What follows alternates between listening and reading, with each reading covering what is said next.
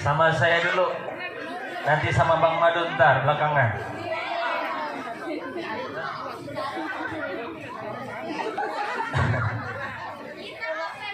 Assalamualaikum warahmatullahi wabarakatuh.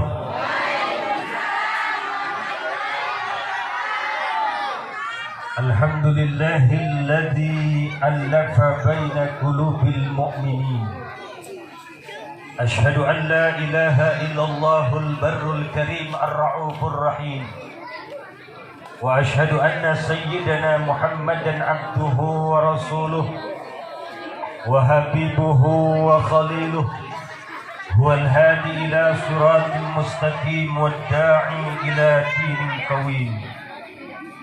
Allahumma salli wa sallim ala sayyidina wa habibina wa syafi'ina wa qurrati a'yunina wa maulana Muhammadin wa maulana Muhammadin wa maulana Muhammadin wa ala alihi wa ashabihi ajma'in. Amma ba'du, faqad qala Allah Ta'ala fil Qur'anil Karim. A'udzu billahi minasy syaithanir rajim. Bismillahirrahmanirrahim. Wa dzakkir fa inna dzikra tanfa'ul mu'minin. Wa qala an-nabiy sallallahu alaihi wasallam, as-salatu mi'rajul mu'minin. Sadaqallahul 'azim wa sadaqa rasuluhul habibul karim. Wa nahnu ala dzalika minasyahidin wasyakirin. Walhamdulillahi rabbil. Adik-adik yang depan jangan beris. Duduk.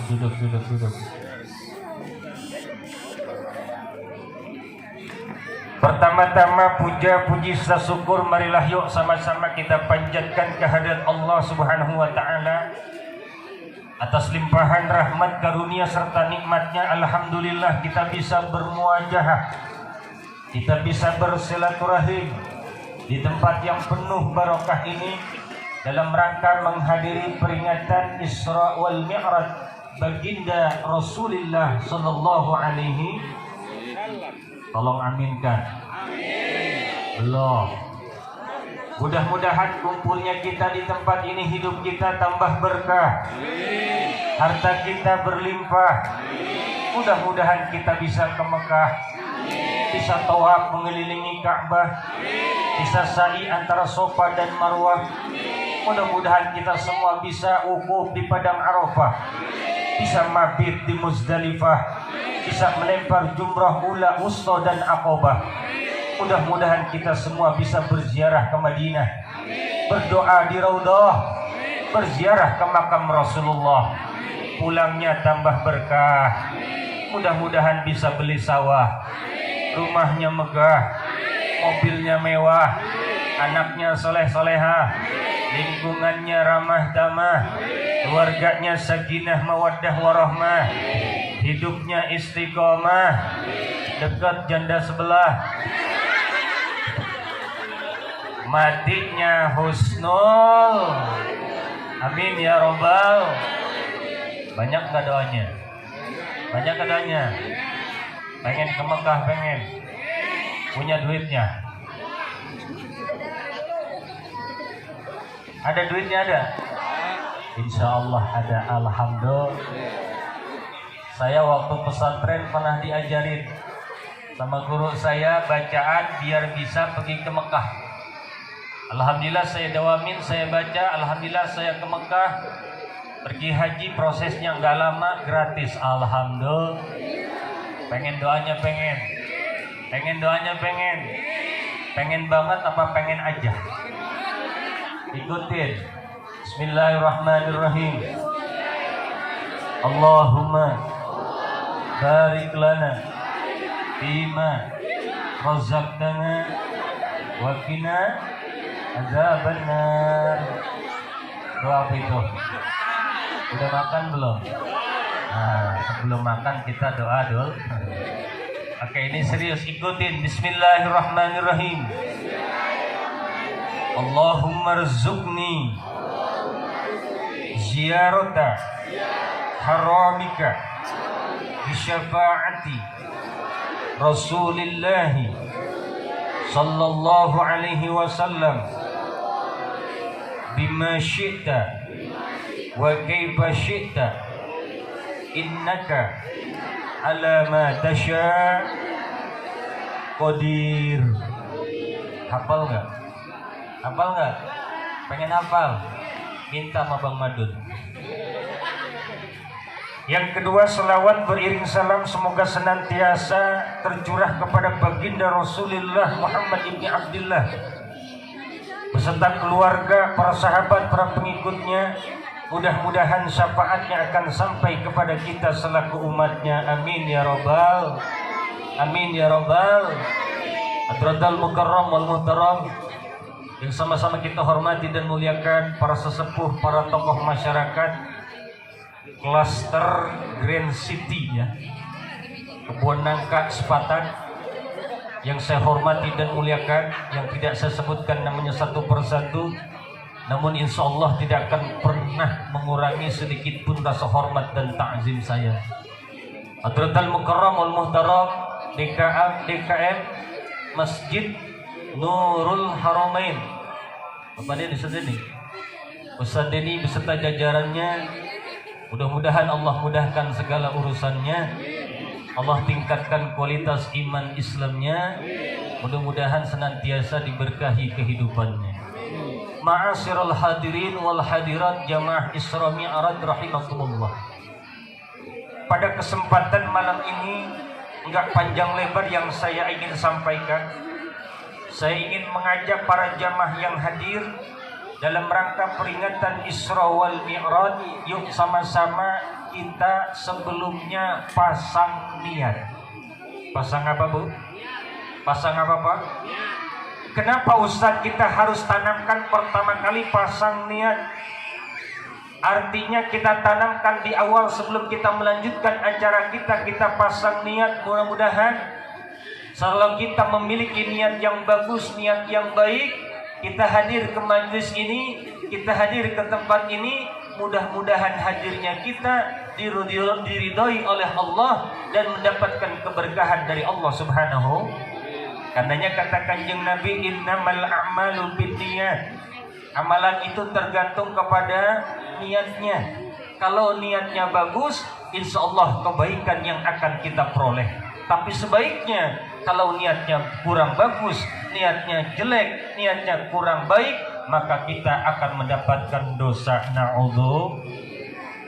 Lalu Ustaz kita hadir ke tempat ini, kita pasang niat, niatnya niat apa? Yang pertama kita niatkan hadir ke tempat ini lantaran kita cinta kepada Allah, cinta kepada baginda Rasulullah sallallahu alaihi. Niatnya apa yang pertama? Cinta sama Allah, cinta kepada Rasul.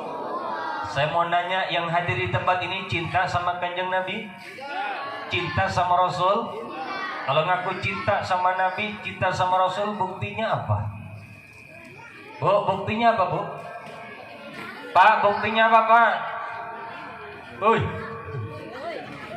Kata Kanjeng Nabi, man ahabba syai'an aktsaru min dzikri. Kalau ada orang cinta sama sesuatu, senang sama sesuatu, biasanya sering disebut-sebut. Kalau saya cinta sama Mpok Markona, mau makan saya sebut Markona, mau minum saya sebut Markona, mau tidur saya ingat Markona. Kenapa sering disebut-sebut? Lantaran pun sama. Kalau kita ngaku cinta kepada Kanjeng Nabi, cinta kepada Rasulullah, maka sering-sering kita menyebut, memanggil nama Rasulullah dengan cara kita memperbanyak membaca sholat, sebab kata Kanjeng Nabi, aksiru sholata alayya, perbanyaklah kalian bersolawat kepadaku, fa inna sholatakum magfiratul lidunubikum, karena solawat kalian akan menjadi ampunan buat dosa-dosa kalian. Yuk kita salawat yuk. sallallahu ala Muhammad, sallallahu alaihi wasallam, sallallahu ala Muhammad, sallallahu alaihi wasallam. Semuanya sallallahu.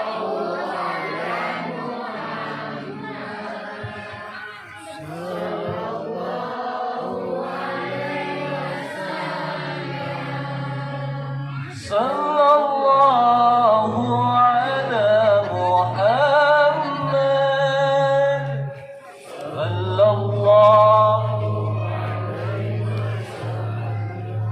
ya Nabi salam alaika,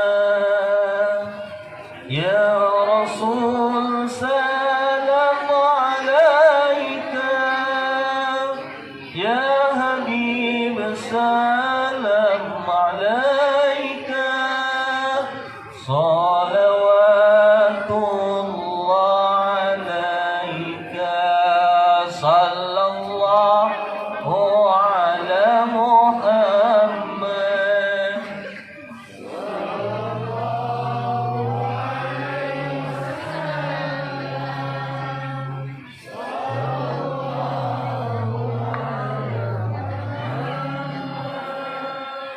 Sallallahu alaihi wasallam. Mudah-mudahan kita akan diaku selaku umatnya baginda Rasul sallallahu alaihi wasallam, dan nanti kita akan mendapatkan syafaat dari baginda Rasul sallallahu alaihi. Ketika kita mengakui kita cinta sama Nabi, cinta kepada Kanjeng Rasul, selain kita memperbanyak membaca selawat, ada beberapa hal yang mesti kita lakukan dan kerjakan sebagai bukti cinta kita kepada Kanjeng Nabi Muhammad sallallahu alaihi. Mau saya kasih contoh caranya mau? Saya sering ngasih contoh, misalnya ini malam apa ini? Ini malam apa ini? Biasanya kalau malam minggu anak muda pada ngapain? Pada wakuncar, waktu kunjung, pada ngelancong kalau bahasa Jerman. Nah, ketika datang malam minggu, biasanya anak muda sepasang kekasih, sepasang sejolik, biasanya mereka jadikan sebagai waktu untuk kunjung pacar. Saya ngambil contoh misalnya Bang Madun sama Mpok Tuti. Satu ketika Bang Madun ketika datang malam minggu, dia ingin menemui kekasihnya Mpok Tuti. Akan tetapi dari sore udah siap Bang Madun, lepisnya udah diteriska, kemejanya udah diteriska, minyak nyong-nyongnya udah disiapin, minyak rambutnya udah disiapin. Ketika menjelang maghrib ternyata hujan turun rintik-rintik. Pas setelah isya ternyata hujan turun dengan derasnya. Tapi lantaran Bang Madun cinta sama Mpok Tuti, hujan bukan menjadi halangan, petir bukan menjadi rintangan. Bang Madun tetap ingin menemui kekasihnya Mpok Tuti. Ketika di rumah mau menemui kekasihnya Mpok Tuti, di rumah cari payung, payungnya payungnya kagak ada. Akhirnya Bang Madun pergi ke kebun pisang. Di situ dahan pisangnya ditebas. Dengan bermodal dahan pisang, Bang Madun menemui kekasihnya Mpok Tuti. Ketika sudah sampai di depan rumah Mpok Tuti, Bang Madun mengetuk pintu rumah Mpok Tuti sambil melantunkan Assalamualaikum. Lalu terdengar dari dalam rumah, dijawab oleh Mpok Tuti, Waalaikumsalam. Kata Pak Tuti, siapa ini? Hujan deras kok datang ketuk-ketuk pintu. Ternyata setelah dibuka, yang datang adalah dambaan hatinya Mpok Tuti, yaitu Bang Madun. Karena Pak Tuti merasa tersanjung didatangi kekasihnya Bang Madun, akhirnya Pak Tuti memberikan pantun. Kata Pak Tuti, buah nangka, buah semangka ditaruh di atas nampan. Biarpun banyak anak perjaka, hanya Bang Madun yang paling tampan. Akhirnya dibalas sama Bang Madun, beribu-ribu bunga di taman, hanya satu yang kupetik. Beribu-ribu wanita idaman, hanya Neng Putih yang paling cantik. Akhirnya keduanya berpantunan, naik kereta turun di Tegal, makan roti dibelah dua. Kalaulah cinta jangan ditinggal, hidup mati kita berdua. Kaitannya cinta kita kepada Rasul dengan kaitan cinta Bang Madun kepada Mpok Tuti apa Ustaz? Lihat bagaimana Bang Madun mau berkorban, rela kedinginan, rela kehujanan, rela masuk angin, lantaran ingin menemui kekasihnya Mpok Tuti. Pun sama kalau kita ngaku cinta kepada Kanjeng Nabi, cinta kepada Rasul, sekarang kita tanya pada diri kita, pengorbanan apa yang sudah kita berikan demi tegaknya syiar agama sumbangsi apa yang sudah kita berikan agar Islam bisa kuat, agar Islam bisa kokoh, agar Islam bisa jaya di bumi tercinta Indonesia. Jadi jangan ngaku cinta kepada Rasul kalau kita tidak pernah mau berkorban untuk kepentingan dan kemajuan syiar-syiar agama Ngerti ora? Ngerti ora? Artinya kalau kita ngaku cinta kepada Kanjeng Nabi, cinta kepada Kanjeng Rasul, ketika di Masjid Nurul Haramain ada pengajian, maka kita harus menghadiri pengajian sebagai bentuk cinta kita kepada Kanjeng. Insya Ibu suka pada ngaji nggak Bu? Bu suka pada ngaji nggak? Hadir ke pengajian nggak? Alhamdulillah. Yang doyan ngaji alhamdulillah, yang belum doyan ngaji mudah-mudahan habis lebaran pada mau ikut ke pengajian insya. Amin ya robbal.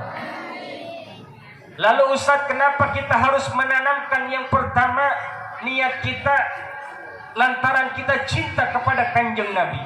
Sebab kata Kanjeng Nabi, almar'u ma'aman ahabba yaumal qiyamah. Manusia akan dikumpulkan bersama orang yang dia cintai ketika di hidupnya pada hari kiamat. Artinya kalau kita jadikan idola ketika kita masih hidup adalah baginda Rasul, yakin nanti kita akan dikumpulkan di bawah panji benderanya Rasulullah untuk memasuki surganya Allah Subhanahu wa taala. Amin ya robbal. Tapi sebaliknya, kalau yang kita jadikan panutan adalah artis Korea, yang kita jadikan idola adalah artis sinetron, siap-siap nanti di akhirat akan dikumpulkan bersama artis-artis Korea, artis-artis sinetron yang mereka sering mengumbar aurat, sering berbuat maksiat untuk dimasukkan ke dalam nerakanya Allah. Na'udzu. Karenanya yang pertama kita hadir ke tempat ini, kita niatkan lantaran kita cinta sama Allah, cinta kepada baginda Rasul sallallahu alaihi wasallam. Yang kedua, kita hadir ke tempat ini, kita niatkan hadirnya kita adalah untuk bersilaturahmi. Kenapa Ustaz kita niatkan hadir ke tempat ini? Kita niatkan yang kedua untuk bersilaturahim. Sebab kata Kanjeng Nabi, man ahabba ayyubsata lahu fi rizqihi wa ayyumsa'alahu fi atharihi falyasir rahimah. Barang siapa yang ingin dipanjangkan umurnya, pengen gak panjang umur? Pengen gak panjang umur? Dan Allah luaskan rezekinya, pengen gak rezekinya lancar? Pengen gak rezekinya berkah? Pengen gak rezekinya berlimpah? Kata Kanjeng Nabi, bal yasir rahimah, hendaklah sering-sering dia menjalin tali silatur. Mudah-mudahan kita hadir ke tempat ini, niat yang kedua kita bersilaturahmi. Mudah-mudahan Allah akan panjangkan umur kita dalam taat. Allah berkahi ilmu kita, Allah berkahi umur kita, dan mudah-mudahan Allah limpahkan rezeki kita. Amin ya robbal. Amin ya robbal. Lalu kenapa Ustaz kita lagi-lagi harus pasang niat yang kedua harus silaturahmi? Satu ketika Sayyidah Aisyah, kenal Aisyah, kenal? Siapa? Istrinya Rasul. Satu ketika Sayyidah Aisyah nanya sama Kanjeng Nabi, ya Rasul, tetangga kita ibadahnya luar biasa. Sholatnya rajin, jangankan sholat yang 5 waktu, sholat sunnahnya, qiyamulailnya, sholat duhanya, gak pernah ketinggalan. Ya Rasul, tetangga kita puasanya hebat, jangankan puasa Ramadan, puasa Senin Kemisnya, puasa sunnah-sunnah lainnya gak pernah kelewatan. Ya Rasul, tetangga kita ini sedekahnya hebat, jangankan lagi banyak uangnya, ketika uangnya pas-pasan, dia tidak pernah untuk senantiasa mensedekahkan sebagian harta. Kemudian kata Sayyidah Aisyah, ya Rasul, apakah ini ciri wanita yang dicintai oleh Allah dan nanti akan masuk surganya Allah Subhanahu? Mendengar penjelasan dari Sayyidah Aisyah, apa kata Kanjeng Nabi?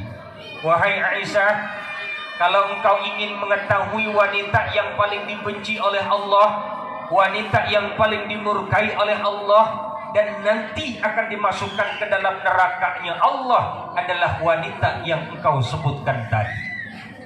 Sayyidah Aisyah bingung. Bu, Sayyidah Aisyah bingung. Kenapa bingung? Ya Rasul, dia kan ibadahnya rajin, dia sholatnya rajin betul, sedekahnya luar biasa, puasanya oke, iya. Kenapa ya Rasul? Dia termasuk wanita yang dibenci dan dimurkai oleh Allah dan nanti akan masuk nerakanya Allah. Apa jawab Kanjeng Nabi? Wahai Aisyah, wanita yang kau sebutkan benar, ibadahnya hebat, sholatnya rajin, puasanya oke, sedekahnya luar biasa. Akan tetapi dia punya sifat sering berantem sama tetangganya. Di sini ada yang suka berantem sama tetangga, ada? Mana orangnya? Lantaran punya kebiasaan, punya sifat suka berantem sama tetangga, enggak akur sama tetangga, memutuskan tali silaturahim sama tetangga. Apa kata Kanjeng Nabi? La yadkhulul jannata qati'un. Tidak akan masuk surga orang yang suka memutuskan, yakni qati'ar rahim, yaitu orang yang suka memutuskan tali silaturahim. Karenanya kita hadir ke tempat ini, kita niatkan yang kedua, lantaran kita ingin bersilaturahim. Mudah-mudahan kita bersilaturahmi, Allah panjangkan umur kita, Allah berkahi rezeki kita, Allah mudahkan urusan kita, dan yang terpenting adalah Allah senantiasa menjaga kualitas keimanan dan Islam kita, insya amin ya robbal. Yang ketiga kita hadir ke tempat ini, kita niatkan adalah li'ihya'il Islam, untuk menghidupkan syiar-syiar agama Islam. Kenapa Ustaz kita harus niatkan hadir ke tempat ini untuk menghidupkan Islam? Sebab disadari ataupun tidak disadari, seiring dengan perkembangan zaman, di mana sarana transformasi, sarana informasi, sarana transformasi, sarana teknologi telah berkembang dengan pesatnya, tak terasa di situ telah terjadi pergeseran nilai. Nilai agama semakin hari semakin tergeser. Kalau kita tidak antisipasi, nilai agama bukan hanya tergeser, lama-lama nilai agama akan tergusur. Na'udhu. Mana Ustadz buktinya nilai agama semakin tergeser, lama-lama akan tergusur? Yuk kita bandingkan dengan zaman kakek nenek kita pada zaman dahulu. Bu, pada zaman kakek nenek kita dulu, ketika sudah dikumandangkan adzan maghrib, sudah dilantunkan iqomah, bapak-bapak, ibu-ibu, remaja-remaji, aki-aki, nini-nini bersegera ke surau-surau, bersegera ke musola-musola, bersegera ke masjid-masjid, mengambil air wudhu, kemudian melaksanakan sholat maghrib berjamaah. Kapan? Dulu ketika orang tua kita, kakek nenek kita selesai melaksanakan sholat maghrib berjamaah, dulu terdengar di mana-mana alunan ayat suci Al-Qur'an. Bapak-bapak ngaji, ibu-ibu, nenek-nenek, nih aki-aki yang muda, yang tua, anak-anak, semuanya pada kakek kita ngambil Quran, baca surah Yasin.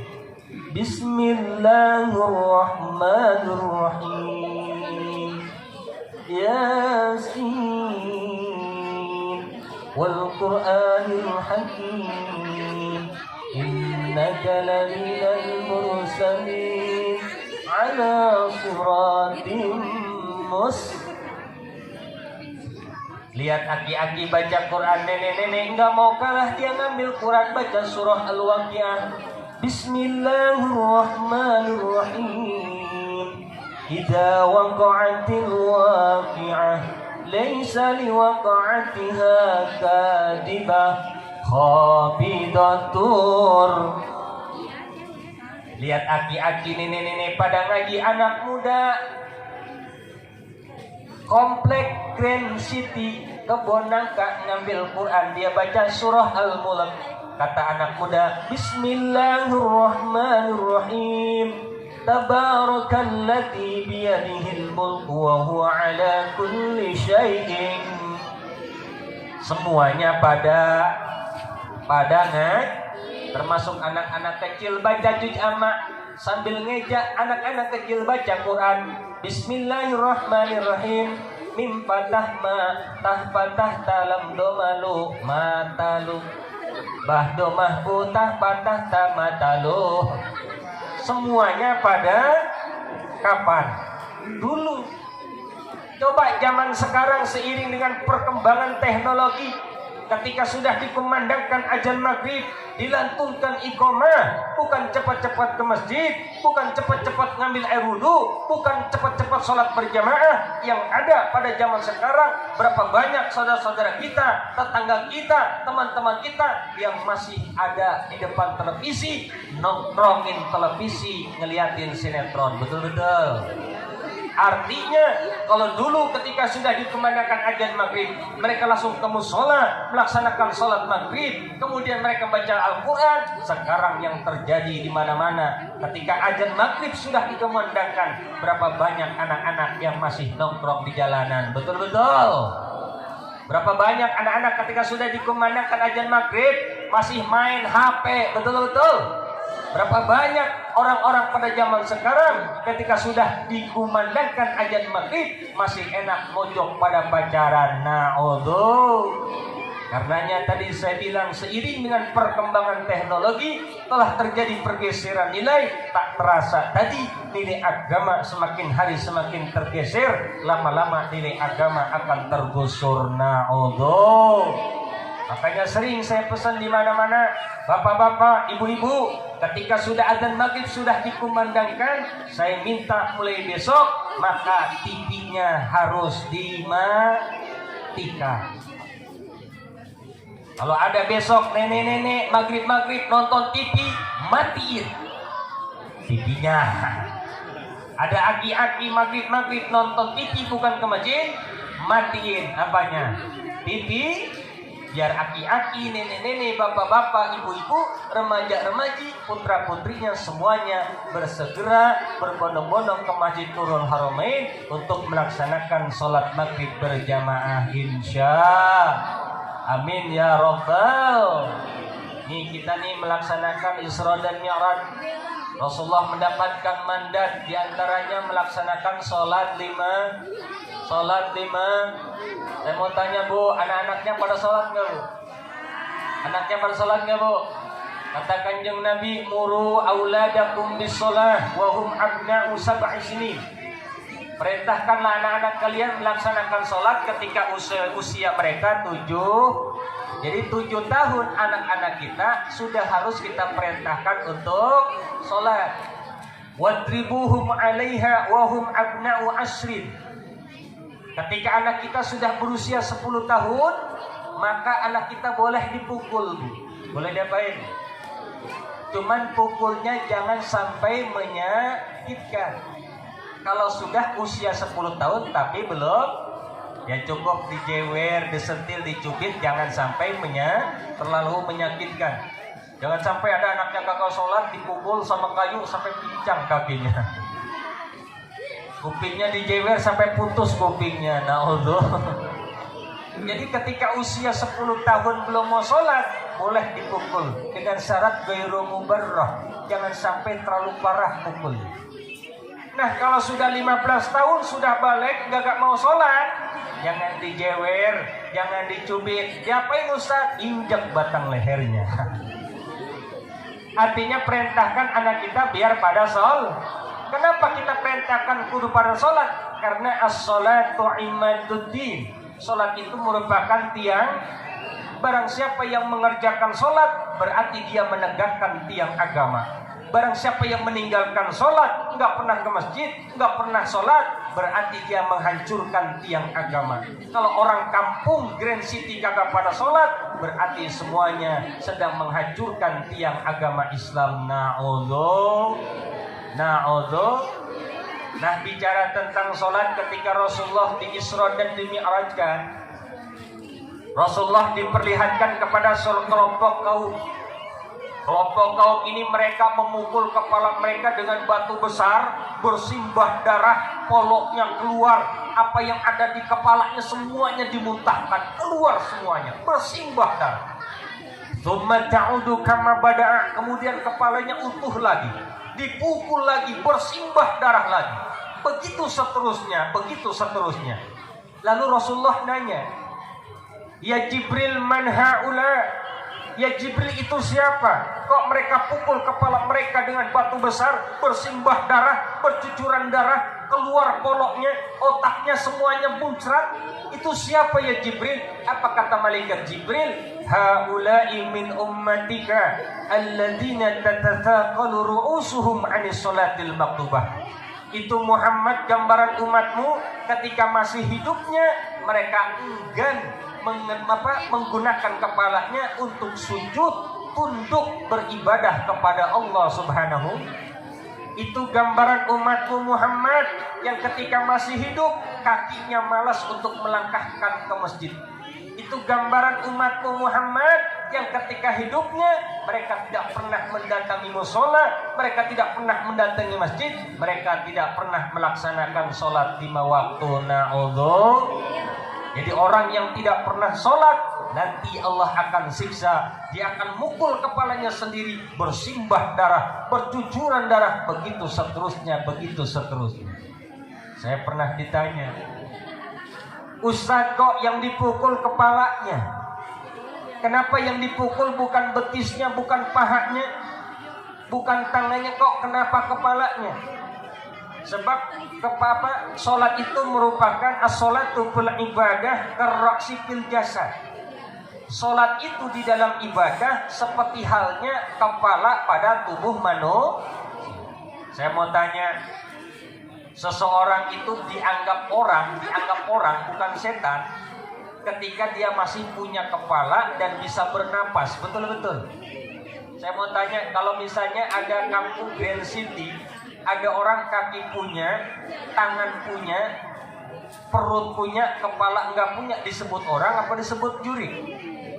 Disebut orang apa disebut setan? Nah jadi perumpamaan orang yang kagak sholat itu ibarat orang punya kaki, punya tangan, tetapi kagak punya kepala. Berarti orang yang tidak sholat sama halnya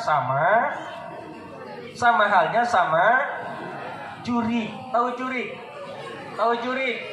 Setan, tahu setan? Gondoruo, tahu gondoruo? Karena yang memedi itu. Tahu memedi? Setan.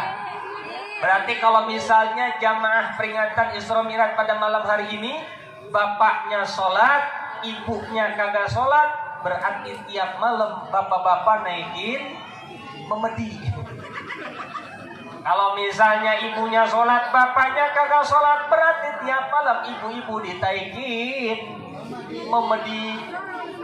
Ibunya kagak sholat, bapaknya kagak sholat, punya anak namanya anak. Ya Allah, memedi semua. Jamaah kagak sholat, ustadznya sholat, berarti ini jamaah. Jamaahnya sholat, ustadznya kagak sholat, berarti ustadznya ustadz memedi. Cok dari cok galaga cok, cocok. Cok kali cok kalaga cok. Jadi perumpamaan gitu Bu ya. Orang yang kagak sholat nanti di akhirat akan disiksa sama Allah, akan dipukul kepalanya sampai bersimbah darah. Na'udzubil. Karenanya yuk mumpung masih pada sehat walafiat, yuk ramaikan musola, ramaikan masjid-masjid, kita sholat berjamaah. Jangan sampai seumur hidupnya enggak pernah masuk masjid, sekalinya masuk masjid sudah meninggal dunia alias almarhum. Ada nggak yang kayak begitu? Semasa hidupnya enggak pernah ke masjid, sekalinya masuk masjid sudah almarhum. Inna alias sudah mati. Ada nggak kayak begitu? Banyak. Makanya kalau ada orang yang nggak pernah ke masjid, meninggal dunia dibawa ke masjid, itu ketika jenazahnya, kerandanya diusung, digotong, itu dia berteriak. Apa kata si jenazah? Jangan bawa gua ke masjid, jangan bawa gua ke masjid. Jangankan matinya, hidupnya gua nggak pernah ke masjid. Dia berteriak, nggak mau dibawa ke masjid, cuman yang gotongnya budek. Yang gotongnya, ini orang yang gak pernah ke masjid selama hidupnya dimasukin ke masjid. Berbeda pada umumnya. Biasanya makmum di belakang imam apa di depan imam? Imam di depan imam di depan makmum apa di belakang makmum? Makmum di belakang imam di depan. Nah, orang yang gak pernah ke masjid ketika hidupnya, mati baru ke masjid. Posisinya luar biasa, ditaruhnya di depan imam. Sampai-sampai karpet musola ngomong, ngapain lu tong tumben? Waktu hidup nggak pernah ke masjid, udah mati baru ke masjid. Na'udhu. Karenanya saya berpesan kepada para jamaah hadirin, jamaah Isra dan Mi'raj, yuk dengan peringatan Isra Mi'raj, mulai besok kita tingkatkan ibadah kita tingkatkan sholat kita. Kalau punya putra putri yang belum sholat, mulai besok kita perintahkan untuk sholat. Sebab Rasulullah pernah berpesan kepada Sayyidina Abu Bakar. Apa kata Kanjeng Nabi? Ya Abu Bakrin, mur ahlaka bis sholah, ya'tikallah birrizki. Wahai Abu Bakar, perintahkanlah keluargamu untuk melaksanakan sholat. Kenapa ya Rasul? Karena ketika kau sholat, keluargamu pada sholat, Allah akan melancarkan rizki buat keluarga kalian. Ternyata sholat kita yang sering kita kerjakan, yang sering kita lakukan, di antara tujuannya selain mencegah dari perbuatan keji dan mungkar, ternyata sholat kita dapat memperlancar rizki kita, insya amin ya robbal. Nanti kalau ada keluarga maaf, hidupnya susah, hidupnya senantiasa mendapatkan kesulitan, introspeksi, apakah kita sudah sholat? Apakah keluarga kita sudah diperintahkan untuk sholat? Kalau kita sudah sholat, keluarga kita sudah sholat, insya Allah dan yakin rezeki kita akan senantiasa dipenuhi oleh Allah Subhanahu. Amin ya Rabbal Alamin. Saya nggak panjang lebar Bu ya, karena saya juga masih kurang enak badan ini, suara saya masih agak bindeng. Jadi pertemuan kita kali ini, saya pribadi dengan hadirnya saya ke tempat ini adalah niat saya untuk bersilaturahim. Mudah-mudahan dengan silaturahim ini seperti tadi yang Rasulullah janjikan, orang yang senantiasa bersilaturahim Allah akan panjangkan umurnya. Amin ya Rabbal. Dan orang yang sering bersilaturahim, insya Allah rizkinya akan lancar, rizkinya akan berkah, rizkinya akan berlimpah. Amin ya Rabbal. Ini saja mungkin yang bisa saya sampaikan. Insya Allah nanti akan disambung oleh Bang Madun. Wallahul muwaffiq ila aqwamit thariq. Wassalamualaikum warahmatullahi wabarakatuh.